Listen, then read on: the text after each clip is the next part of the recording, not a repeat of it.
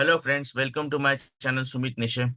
In this video, we learn about two-way data binding, how the two-way data binding is used, how we can use it on the property, what exactly usage, all these things we will cover in this video. This is a key feature of Angular because most of the time interview asks explain the key feature of Angular, what is two-way data binding. So all these are concept are covered in this video. If you are new my channel, you can just subscribe this channel. You get more benefits videos for your upgrading your skills. Okay, so we can start our today's session about the two-way data binding. For the two-way data binding, first we understand what exactly the two-way data binding. The name implies two-way data binding. Two-way data binding. Two-way data binding means the data direction is in two-way format. Data can be sent from view file to component file and component file to view file. To understand this concept, and just draw a simple diagram for your better understanding purpose. In the first, here view block is a view block, and next is our component block. I'm just mentioning the component. We can mention the notation as a curly bracket and view notation is an angle bracket. If I want to send a data from view to component, you can send it. Also, you can perform your presentation logic, and after whatever the data I have to render it, we can send it from component to view. These things will be achieved with the help of two-way data binding. Angular has inbuilt a two-way data binding. It provides us to use this two-way data binding. It's very easiest and key feature of a Angular. Whether in other front-end technology, this feature is not be available. Only this feature is available in this Angular. So how we can it is work? We can learn this detail में. In the two-way data binding, for that we have to use one attribute that is called ngModel attribute. ngModel. It is attribute a directive. It is a attribute directive given by the Angular. It is give the updated data in the property. It gives updated data into the property. For that, basically, we use a two-way data binding. You can apply in any HTML tag. You can apply any HTML tag. Again, if you want to use the ngModel, we have to use FormsModule. That FormsModule we have to import. Otherwise, this ngModel will not be work. This FormsModule I have to add in our app.module.ts file. You have to add in app.module.ts file.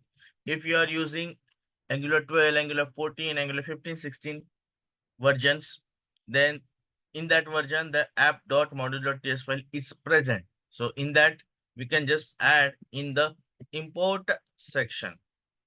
In the import section, you have to add this model.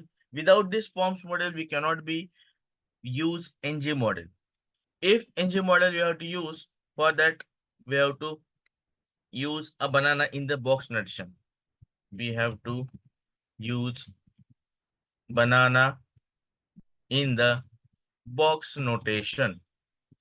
The syntax is box notation.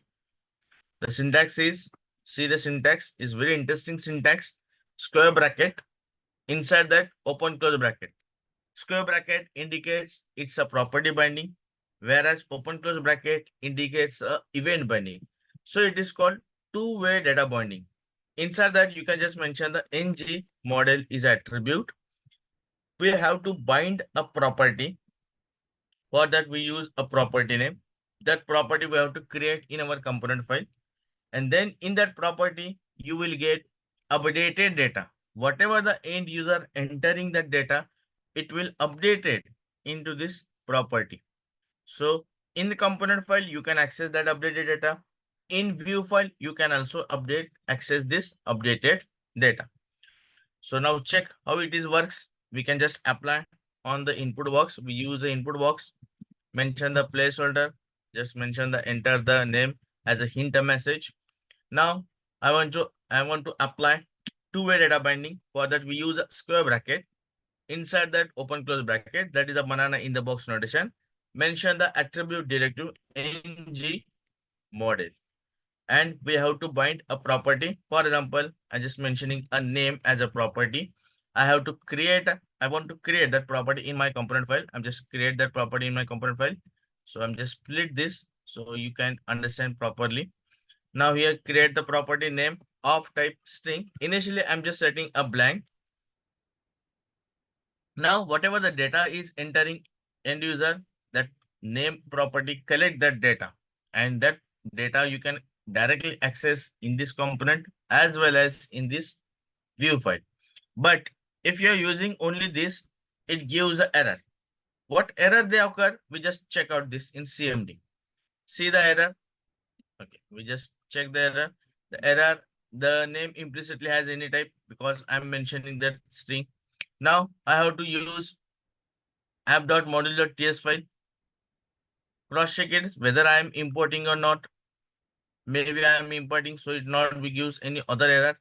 That see that in the import section, I already added a forms module. That in the app.module.ts file in the import section, these things you have to add. If you're not be using the forms module, then ngModel will not be work. That forms module is in the package of @angular/forms package. It is a present in that. Now I just want to check whether it gets updated data. For that, I'm just printing that name onto this h2 tag. For cross-checking purpose, I'm just uh, printing that name property data. For that, we use a string interpolation. That string interpolation concept, you already learned this, and just mention that name. So now check whether we'll get updated data. Now, whatever I'm typing here will be directly rendering on my view file.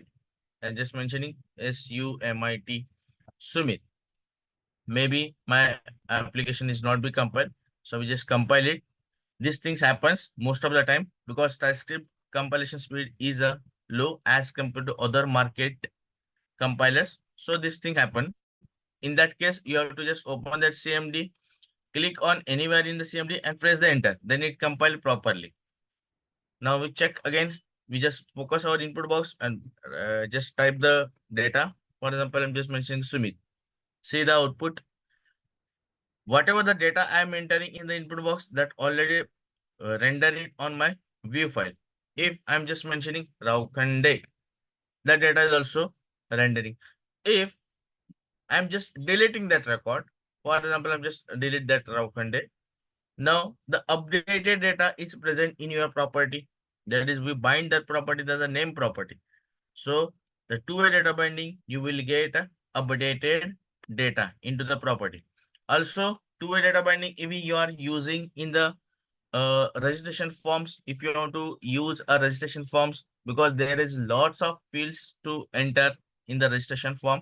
In that case, we use a two-way data binding.